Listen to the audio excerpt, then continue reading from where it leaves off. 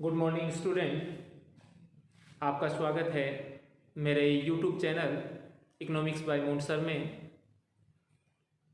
विद्यार्थियों, कल हम चर्चा कर रहे थे लेसन नंबर 16 पार्ट फर्स्ट के अंदर, जो कि है मेजरमेंट ऑफ नेशनल इनकम के अंदर हमने चर्चा की कि उत्पाद विधि के माध्यम से नेशनल इनकम की गणना हम किस प्रकार से करते हैं, और ये भी जाना कि राष्ट्रीय आय की गणना के लिए हम 3 प्रकार की विधियों का यूज करते हैं, जिसमें पहली की हमने चर्चा कर ली उत्पाद विधि या इसको मूल्य वृद्धि विधि भी कहा जाता है।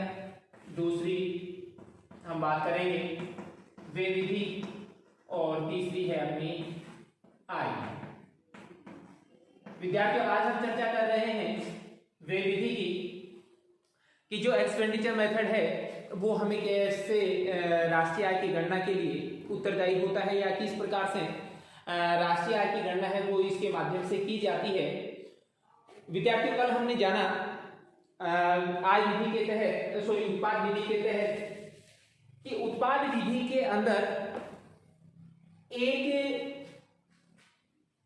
देश के अंदर उत्पादित अंतिम वस्तुओं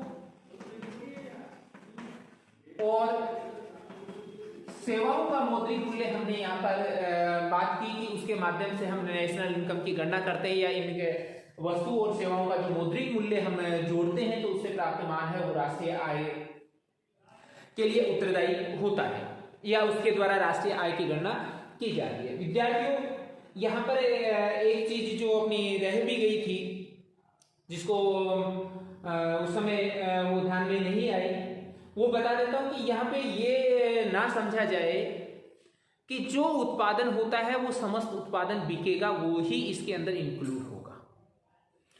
कई सिचुएशन ऐसी आ सकती हैं जहां पे उत्पादन तो हुआ लेकिन वो बाजार में बिका ही नहीं, हमें नहीं पता कि कितना अंतिम उत्पादन हुआ। जैसे एक किसान है, किसान ने जो उत्पादन किया, खाद्यान्न वस्तुएं उसने जो पैदा की या खाद्यान्न उसने पैदा किया, तो उस खाद्यान्न का एक भाग वो अपने लिए खुद के लिए भी रखता है, और खुद के लिए रखता है तो ऐसी स्थिति में उसको बाजार में बेचा नहीं जाता है, तो वो भी उसका अंतिम वस्तुओं के अंदर उसको भी अपने को इंक्लूड करना है, और वो भी इसके अंदर आएगा। विद्यार्थियों, आज चर्चा करते हैं अपन व्यय विधि कि एक्सपेंडिचर जो मेथड है वो हमें किस तरीके से नेशनल इनकम की चर्चा हम उसके माध्यम से करते हैं। तो दूसरा पार्ट अपना है व्यय विधि।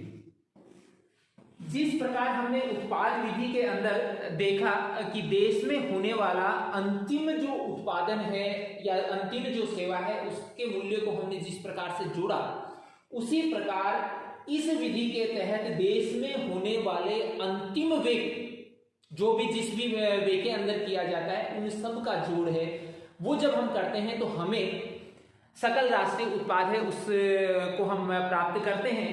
यदि मैं शॉर्ट में इसको कहूं तो जीएनपी इक्वल होता है विद्यार्थियों सी plus I plus G plus x minus N.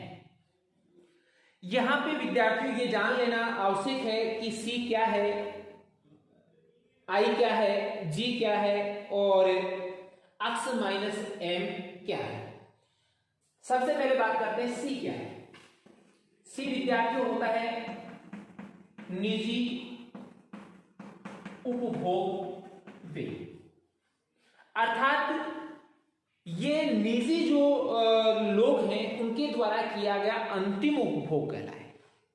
निजी का मतलब व्यक्तिगत आप कह सकते हो, व्यक्ति से कह सकते हो कि बाजार अपने उपभोग के लिए जो वस्तुएं क्रय करता है, उपभोक्ता जिसको अपन कह सकते हैं, वो जिन वस्तुओं पर व्यय करता है वो समस्त व्यय है वो आपका निजी उपभोग व्यय कहलाएगा। अब निजी उपभोग व्यय है वो निजी व्यक्तियों द्वारा किया जाएगा या निजी उपयोग हेतु किया जाएगा, उसी को हम इसके अंदर ऐड करेंगे। इसके बाद आता है आई, सकल निजी निवेश। विद्यार्थी यहाँ पर हम सकल निजी निवेश की हम बात कर रहे हैं। सकल निजी निवेश का मतलब सीधा अपन लगा सकते हैं कि जो निवेश किया जाता है व्यक्ति विशेष के माध्यम से या निजी लोगों के माध्यम से, जैसे फैक्ट्री बनाना है, मशीनरी खरीदना है, उस पे जो भी व्यय किया जाएगा अंतिम रूप से उसका जोड़ हम यहाँ पे करते हैं। अब विद्यार्थी ये भी ध्यान रखें कि मैंने यहाँ पे सकल निवेश लिखा, जबकि नेशनल इनकम जब हम ज्ञात करते हैं उस समय हम सकल की जगह विशुद्ध निवेश की चर्चा करते हैं। क्योंकि मैंने यहां पर जीएनपी लिखा है, यानी ग्रोस की ही हम बात कर रहे हैं, तो ग्रोस के अंदर ये सकल निवेश यूज होता है। किंतु जब हम एनएनपी की बात करेंगे तो उस समय ये सकल नहीं होकर विशुद्ध होगा। और ये हमारी चर्चा राष्ट्रीय आय की जो मूलभूत अवधारणाओं वाले पार्ट है वहां पे मेरे द्वारा बताई गई है आपको कि सकल से अपन विशुद्ध निवेश जब निकालते हैं उस समय मूल्य ह्रास की राशि को इसमें से घटाया जाता है, अर्थात मशीनरी आदि के अंदर जो टूट फूट होती है उसकी राशि को हम यहाँ पे घटाते हैं। तीसरा आता है विद्यार्थियों जी, सरकार द्वारा किया गया व्यय। विद्यार्थियों सरकार भी कई प्रकार से व्यय करती है, जिनकी चर्चा हम आगे इसी पार्ट के अंदर चर्चा करेंगे, जिसके अंदर हम कह सकते हैं कि बहुत सारी चीजों को सरकार है खुद भी खरीदती है। और खरीदती है इसका मतलब वो उन वस्तुओं पर या उन सेवाओं पर व्यय करती है, तो उस व्यय की राशि है हम इस जी के माध्यम से जोड़ते हैं। और चौथा इसका जो पार्ट आता है, सब आता है, वो है x माइनस m। हम इसको विशुद्ध निर्यात,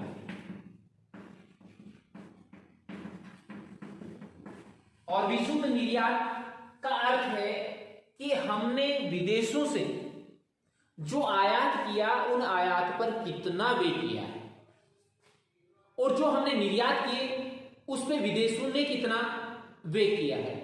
जब हम हमारे द्वारा किए गए निर्यातों की राशि जिसपे विदेशों के द्वारा व्यय किया गया है, उस राशि में से अपने देश द्वारा विदेशी वस्तुओं के आयात पर जो व्यय किया जाता है उसकी राशि को यदि हम इसमें घटा देते हैं तो घटाने पर जो प्राप्त मान होता है वो अपना क्या कहलाएगा, विशुद्ध निर्यात कहलाएगा। विद्यार्थियों यहाँ पे हम सबसे पहले चर्चा करते हैं निजी अंतिम उपभोग व्यय की, कि निजी अंतिम उपभोग क्या है।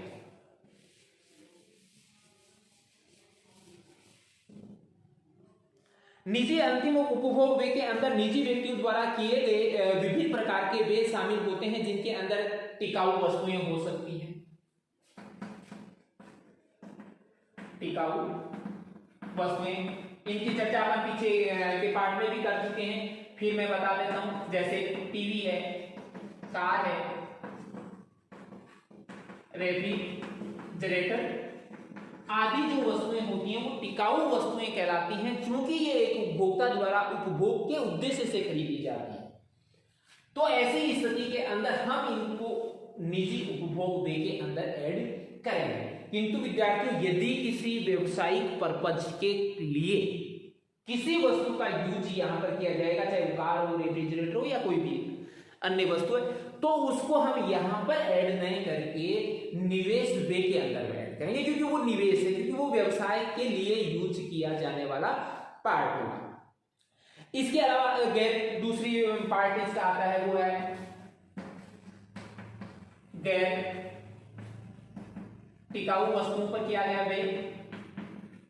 इसके अंदर जैसे खाद्यान्न है, कपड़ा है, या इसके अलावा अन्य कोई भी जैसे दूध है या अन्य कोई भी ऐसी वस्तु जिसका उपभोग लाने के बाद तुरंत कर लिया जाता है, तो ऐसी वस्तुएं गैर टिकाऊ वस्तुएं कहलाती हैं। लंबे समय तक जिनका उपभोग किया जाएगा वो टिकाऊ उपभोग वस्तुएं कहलाएंगी, और जो वस्तुएं खरीदेंगे और खरीदने के साथ ही उनका उपभोग हो जाएगा तो ऐसी वस्तुएं गैर टिकाऊ वस्तुएं होती है, जिनको उपभोक्ताओं द्वारा खरीदा जाता है। तो इन वस्तुओं पर किया गया व्यय है इसके अंदर शामिल होगा। इसके बाद तीसरा जो इसका पार्ट है वो है उपभोक्ताओं द्वारा सेवाओं पर किया गया।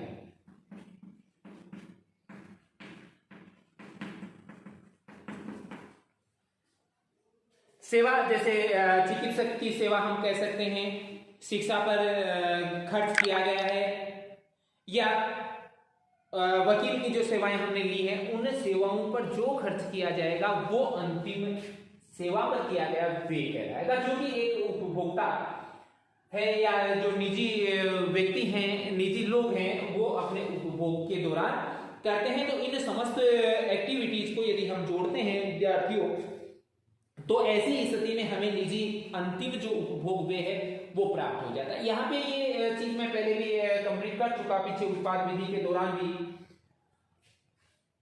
फिर से मैं दोहरा देता हूं कि यहाँ पर वो वस्तु, क्योंकि अपन उपभोग करते हैं, उस वस्तु को खरीदते हैं, तो उस उपभोग वस्तु में हम वो वस्तु भी जोड़ दें जो वस्तु खुद उपभोक्ता द्वारा तैयार की गई है और खुद के द्वारा ही उसका उपभोग किया गया है, लेकिन उसके द्वारा उस पर खर्च नहीं किया गया, यानी खरीदा नहीं किया, फिर भी उसका यूज हुआ है, वो वस्तु भी यहां पर ऐड की जाएगी।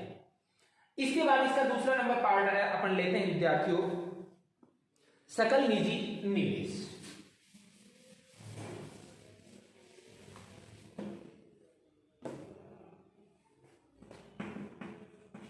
सकल निजी निवेश। सकल निजी निवेश के अंदर यदि हम बात करें तो स्थिर घरेलू पूंजी निर्माण के लिए निवेश करता है, जिसको हम कह सकते हैं, या वे लोग जो व्यवसाय कर रहे हैं और व्यवसाय करने के लिए जिन चीजों का वो इस्तेमाल करते हैं, उन पर जो वे करते हैं वो इस एक प्रकार का जो व्यय होता है उसको हम स्थिर घरेलू पूंजी निर्माण व्यय कहते हैं, जिसके अंदर मशीनें हैं, संयंत्र हैं और उपकरण हैं। इन पर किया गया जो व्यय होता है, मशीनों,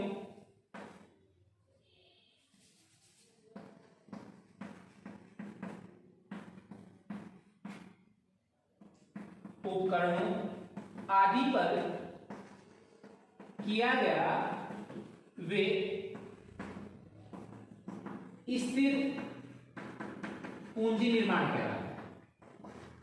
स्थिर पूंजी निर्माण इसलिए कहेंगे कि ये उस व्यवसाय विशेष के अंदर लंबे समय तक काम आएंगी और उस स्थिति के अंदर इनका प्रयोग है वो बार बार होगा। इसके अलावा समस्त प्रकार के निर्माण होंगे जो कि सकल निवेश में काउंट किए जाएंगे। समस्त प्रकार के निर्माण, अब जैसे समस्त प्रकार के निर्माणों के अंदर हम देख सकते हैं कि किसी व्यवसाय के लिए जैसे गोदाम की व्यवस्था करनी है, तो गोदाम की व्यवस्था है वो इसके अंदर इंक्लूड होगी, नई फैक्ट्रियों का निर्माण है वो इसके अंदर इंक्लूड होगा, या व्यवसायिक जो इमारतें हैं वो भी इसके अंदर इंक्लूड होंगी। व्यवसायिक इमारतें हैं, गोदाम है, या नई फैक्ट्रियों का निर्माण, वे समस्त मद हैं वो इनके द्वारा किए गए समस्त प्रकार के वो निर्माण कार्यों के अंदर इंक्लूड की जाएगी, जिसके तहत व्यवसाय किया जाएगा। इसके बाद पार्ट आता है कि वस्तुओं के भंडार में वृद्धि। विद्यार्थियों, वस्तुओं के भंडार में जो वृद्धि है वो भी निवेश व्यय का ही पार्ट होती है, सकल निवेश में उसको इंक्लूड करते हैं कि वस्तुओं के भंडार में जो वृद्धि है वो कैसे काउंट है।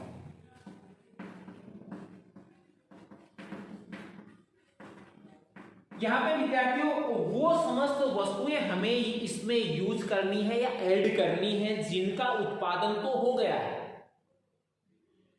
किंतु उनको बाजार में बेचा नहीं गया है, अर्थात अभी भी वो स्टॉक में फर्म के पास ही मौजूद है। क्योंकि उनके उत्पादन पर व्यय हो चुका है, खर्च हो चुका है, इसलिए हम उस खर्च की राशि को यहां पर सकल निवेश के तहत ऐड करते हैं। क्योंकि इन वस्तुओं के उत्पादन के लिए एक फर्म द्वारा खर्चा है वो उठा लिया गया है या निवेश कर दिया गया है, क्योंकि वो बिकी नहीं है, बिकने से चूंकि आय प्राप्त होगी, वो हम बात करेंगे आय विधि के तहत, या बिकने वाली वस्तु की हम चर्चा करते उत्पाद विधि के तहत यदि हम इसकी गणना करते तो उस समय इसका व्यय अलग होता। किंतु यहां पर हम वे की बात कर रहे हैं, और वो भी कौन सा, निजी निवेश। क्योंकि यहां पे निवेश तो हो चुका है और उस पर खर्च भी हो चुका है, वो बिकी नहीं बिकी वो अलग पहलू है। इसलिए यहां पर वो समस्त वस्तुएं जो कि भंडार में है लेकिन उनका उत्पादन हो चुका है, वो निजी निवेश के तहत जोड़ी जाएगी। विद्यार्थियों, यहां पर एक चीज जो महत्वपूर्ण है, जो आपको जानना अति आवश्यक है,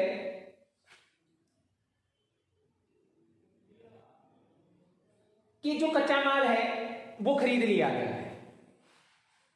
तो कच्चा माल यदि खरीद लिया गया है तो ऐसी स्थिति में उस पर फर्म के द्वारा निवेश कर दिया गया है, अर्थात उस पर खर्च हो चुका है। तो वो राशि है वो यहां पर वस्तुओं के भंडार में वृद्धि के रूप में काउंट अपन करेंगे। किंतु दूसरा प्रश्न इसमें आता है कि मान लीजिए कि किसी फर्म द्वारा अपने शेयर या बॉन्ड वो बेच दिए गए, तो प्रश्न उठता है क्या किसी फर्म द्वारा अपने शेयर या बॉन्ड, कोई सी भी चीज हो सकती है, बॉन्ड को अपन ऋण पत्र कहते हैं, किसी भी चीज को बाजार में बेचा गया, तो क्या उससे निवेश में कोई बदलाव हुआ?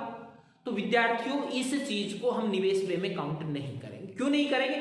क्योंकि इससे केवल निवेश का स्थानांतरण हुआ है, ट्रांसफर हुआ है, नया निवेश नहीं हुआ है। यदि नया निवेश होता तो अपन उसको निश्चित रूप से ऐड करते, किंतु जैसे मान लीजिए कि एक फर्म है और उसने 100 करोड़ रुपए का निवेश किया, ये फॉर एग्जाम्पल। अब फर्म ये चाहती है कि इनके अंदर लोगों की भागीदारी को बढ़ाया जाए या इस फर्म विशेष के अंदर कुछ लोगों को जोड़ा जाए। तो ऐसी स्थिति में यह फर्म चाहती है कि ठीक है जी, हम इस 100 करोड़ में से 50 करोड़ रुपए की क्या कर देंगे, शेयर है वो बाजार में बिक्री के लिए रख देते हैं। तो 50 करोड़ बाजार में बिक्री के लिए रखे गए, तो ऐसी स्थिति में इनका जोड़ 150 करोड़ नहीं हुआ है। इनका जो योग है, क्योंकि यहाँ पे 50 करोड़ मूल्य के शेयर बेचे गए हैं, तो यहाँ पर जो पूर्व का योग है वो विद्यार्थियों केवल 50 करोड़ ही रह गया है।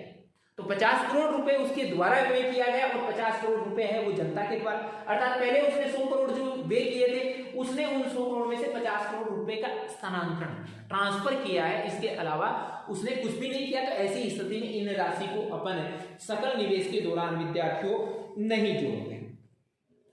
अब विद्यार्थियों बात आती है कि सकल निवेश जो है उससे विशुद्ध निवेश कैसे ज्ञात करेंगे। तो इसके लिए आप जो नेशनल इनकम के लिए अपन ने अवधारणाओं की बात की थी, कॉन्सेप्ट की बात की थी, उस कॉन्सेप्ट में मैंने अच्छी तरह से वहां पे बताया है कि सकल निवेश है उससे विशुद्ध निवेश किस तरीके से ज्ञात करते हैं। सरसरी दृष्टि में फिर बता देता हूं कि सकल निवेश है वो मशीनरी के अंदर आदि में किया गया वे होता है, या इमारतों में वे किया गया होता है, या भंडार में वृद्धि पे किया गया वे है, उन सबका जोड़ होता है। यहां पे जो मशीनरी है या भवन की हम बात करते हैं, तो ऐसी चीजों के अंदर टूट फूट पॉसिबल है। जैसे मान लीजिए भवन पहले का बना हुआ है, लेकिन इस साल हमने क्या किया, उसको टूट फूट सुधार के लिए किया। पीछे की अपनी मशीनरी खरीदी गई थी, किंतु उस मशीन में टूट फूट हुई, उसके कोई पार्ट अपने को रिप्लेस करने पड़े, तो ऐसी स्थिति में उस पर टूट फूट पे अपने को खर्च करना होता है। उस राशि को जो टूट फूट पे खर्च की जाती है, उस राशि को हम मूल्यह्रास कहते हैं। और जब हम मूल्यह्रास की राशि को सकल निवेश में से घटा देते हैं, डेप्रिसिएशन को सकल निवेश में से घटा देते हैं, तो अपने को विशुद्ध निवेश प्राप्त होता है। क्योंकि हमने यहाँ जीएलटी लिखा है, इसलिए मैं इसको विशुद्ध निवेश के रूप में नहीं बताऊंगा, क्योंकि यदि सकल निवेश की जगह हम विशुद्ध निवेश का इस्तेमाल यहाँ पे करेंगे तो विद्यार्थी जीएलपी नहीं होकर एनएनपी हो जाएगी। तो आपको केवल ध्यान रखना है कि सकल निवेश है, उस सकल निवेश से यदि विशुद्ध निवेश अपन निकालते हैं तो ऐसी स्थिति में मूल्यह्रास की जो राशि है उसको अपने को घटाना होगा। अब विद्यार्थियों आता है सरकार के द्वारा वस्तुओं और सेवाओं पर किया गया वे तीसरा जो इसका पार्ट है उसकी हम चर्चा कर रहे हैं।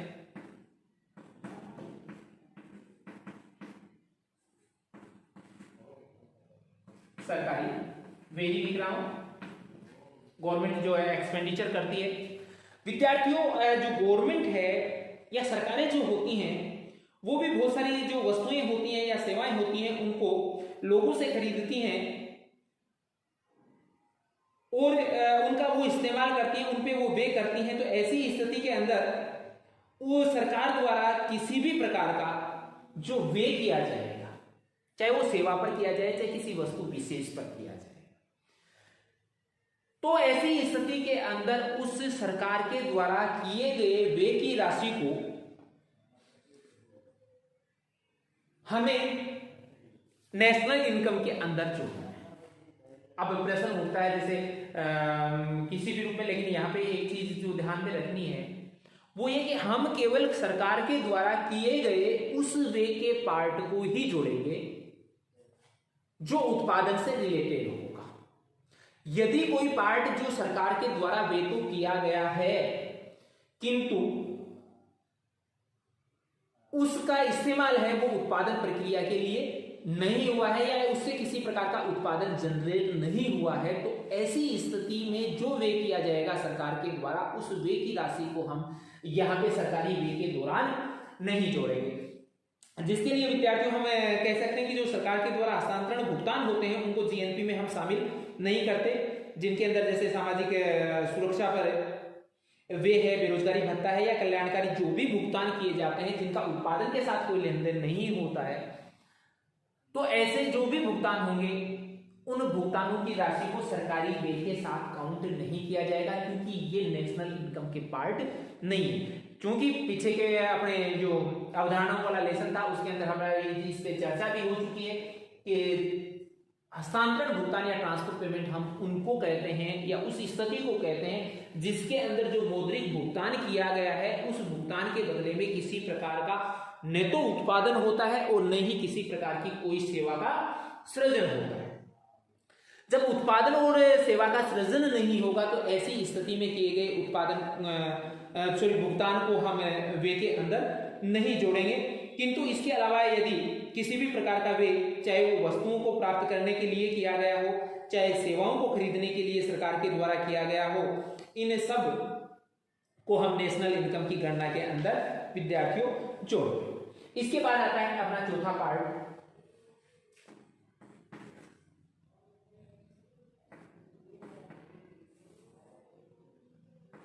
विशुद्ध निर्यात योजना।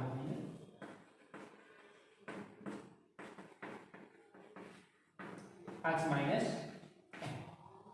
एक्स अपना निर्यात है और एम अपना आयात है। ये आपका निर्यात और ये अपना है आयात।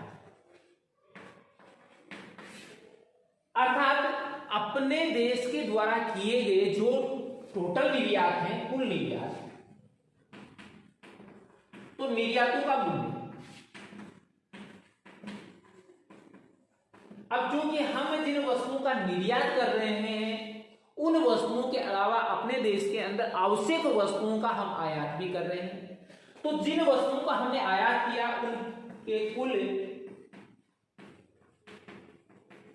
आयातों का जो मूल्य है उस मूल्य की राशि को जब हम इसमें से कुल निर्यातों का जो मूल्य है उस मूल्य की राशि में से कुल आयातों का जो मूल्य है उसकी राशि को घटा देते हैं, तो उससे अपने को विशुद्ध निर्यात है वो प्राप्त होते हैं। अब विद्यार्थी यहाँ पे हमने जैसे लिखा या इसको हम बुक के अकॉर्डिंग भी देखेंगे तो लिखा हुआ मिल सकता है कि N GNP equal C plus I plus G plus X N या अक्स एन, कोई भी सिंबल आपको मिल सकता है। अब प्रश्न उठता है कि यहाँ पे विशुद्ध जो निर्यात हैं उन निर्यातों को जोड़ा गया है, तो क्या ये हमेशा जुड़ेंगे? तो ये चीज डिपेंड करती है अपनी की कुल निर्यातों का मूल्य कम है कुल आयातों से या कुल आयातों से कुल निर्यातों का मूल्य है वो कम होगा या ज्यादा होगा। यदि कुल निर्यातों का मूल्य ज्यादा हुआ तो ऐसी स्थिति में ये जुड़ेगा, ठीक है। किंतु कुल आयातों का मूल्य ज्यादा हुआ और कुल निर्यातों का मूल्य कम हुआ तो ऐसी स्थिति में ये यहाँ पर घट जाएगा। तो ये डिपेंड करेगा उस, इसीलिए मैंने इसको इस भाषा में इस तरीके से नहीं लिखकर इस तरीके से लिखा कि इसमें जो भी चेंजेस आएगा उसका मूल्य अपने को रखना है और मूल्य रखने के बाद में उसकी राशि है उसको उसमें से जो घटती है उसको घटा देंगे, जो जुड़ती है वो जुड़ जाएगी, अपने आप स्वतः एक्टिविटी होगी किंतु मैंने यहाँ पे जो लिखा उसका अर्थ है विशुद्ध निर्यात। विशुद्ध निर्यात का मतलब होता है कुल निर्यातों का जो मूल्य है उसमें से कुल आयातों का जो मूल्य है विद्यार्थियों, उसको यदि हम घटा देते हैं तो घटाने पे जो प्राप्त मान होता है उसको हम विशुद्ध निर्यात कहते हैं। और जब हम इन्हें चारों मदों को आपस में जोड़ते हैं तो प्राप्त मान है वो ही सकल राष्ट्रीय उत्पाद कहलाता है। बाजार मूल्यों पे चूंकि हम जो भी गणना कर रहे हैं वो गणना विद्यार्थियों बाजार मूल्यों पर कर रहे हैं, जो प्रचलित मूल्य जो बाजार के अंदर उनके आधार पर हमने इसको कैलकुलेट किया है। ये वास्तविक राष्ट्रीय आय नहीं कहलाती, क्योंकि ये हम पीछे के पार्टों में भी हम चर्चा कर चुके हैं कि वास्तविक राष्ट्रीय आय एनएनपी एट फैक्टर कॉस्ट होती है, यानी साधन लागत पर विशुद्ध राष्ट्रीय उत्पाद को हम राष्ट्रीय आय कहते हैं। क्योंकि यहाँ पे ये जो मान हम प्राप्त कर रहे हैं विद्यार्थियों ये मार्केट प्राइस पे, तो मार्केट प्राइस पे जीएलपी इक्वल होती है सी plus I plus G plus x minus N. अब विद्यार्थियों यहाँ पे कई बार ये एक संशय वाली सिचुएशन आती है कि जब जीडीपी हम निकालते हैं तो जीडीपी के अंदर हम क्या लिखें। तो विद्यार्थियों ये समझ लेना है कि जीडीपी का मतलब होता है ग्रोस डोमेस्टिक प्रोडक्ट, सकल घरेलू उत्पाद है। और घरेलू उत्पाद है इसका मतलब अर्थव्यवस्था आपकी क्या है, बंद प्रवृत्ति की है, यानी कि देश की भौगोलिक सीमाओं में जो उत्पादन हुआ केवल हम उसी की चर्चा कर रहे हैं, बाहर वाले की किसी की कोई चर्चा नहीं कर रहे। तो ऐसी स्थिति में जीडीपी है मार्केट प्राइस यदि इसी मेथड से वे विधि के द्वारा किया जाएगा तो इसमें विदेश नहीं होगा। तो ऐसी स्थिति में सी प्लस आई प्लस जी वाली ही कंडीशन होगी, एक्स माइनस एम यहाँ पर नहीं आएगा। अब चूंकि अपने पुस्तक के अकॉर्डिंग यदि हम बात करें वर्ग में तो ऐसी थोड़ी सी ये त्रुटि इसमें है कि इसमें x plus x minus m भी यूज किया है, किंतु ये पॉसिबल नहीं। ये पॉसिबल केवल उसी स्थिति में जब हम उसके राष्ट्रीय उत्पाद की गणना करते हैं। विद्यार्थियों आज के पार्ट में हम इतनी ही चर्चा करते हैं। कल हम नेक्स्ट इसकी विधि की चर्चा करेंगे जो कि है आय विधि, और जानेंगे कि आय विधि के द्वारा राष्ट्रीय आय की गणना किस प्रकार से की जाती है। तब तक के लिए आप सेफ रहें, मास्क का इस्तेमाल रेगुलर करते रहें, सैनिटाइजर अपने हाथों पर इस्तेमाल करते रहें, और बीच में जो फिजिकल डिस्टेंसिंग है उसका पालन आप निरंतर करेंगे। धन्यवाद। जय हिंद, जय भारत।